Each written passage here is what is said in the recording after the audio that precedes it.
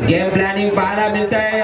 साजेशी फलंदाजी होते या ठिकाणी। चेंडू जातोय फर्स्ट स्लिपच्या दिशेने। एक धाव पळून काढले आलेले आहेत पवार सर। आपणास विनंती आहे आपण या ठिकाणी रेकॉर्ड सांगणे फार गरजेचं आहे प्रेक्षकांपर्यंत।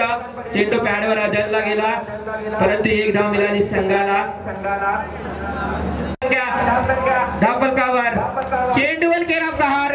चेंडू हवेमध्ये, चेंडू खाली, क्षेत्ररक्षक रोशन पाटील बक्षीस लावत आहेत। चेंडू मात्र सुंदर सुरेख देखना अचूक दबावाखाली या गोलंदाजाने एक चेंडू मध्ये 9 धावा खर्च केल्या। इतकी चांगली गोलंदाजी करीत असतानाही बंटी ठाकूर त्याच्या उजवीकडून उजव्या हाताने चेंडू फेकला होता। उजव्या इष्टीच्या काहीचा बाहेर बंटी पप्पूसाठी यावी हुक केलं चेंडूला।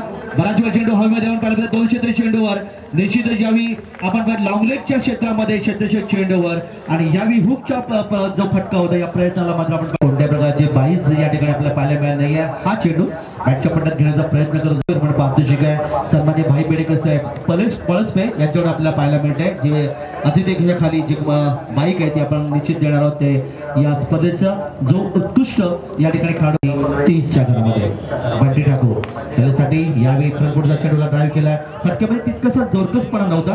चेंडू आपण पाहता या ठिकाणी मध्ये क्षेत्ररक्षक थोडीशी कमकुवत कामगिरी करत होती आणि फलंदाज मात्र केली या ठिकाणी पाहिला तर आपण बाई पंचांचं बोट आकाशी उडतोय आणि याला म्हणतात क्रिकेट मधली आत्महत्या।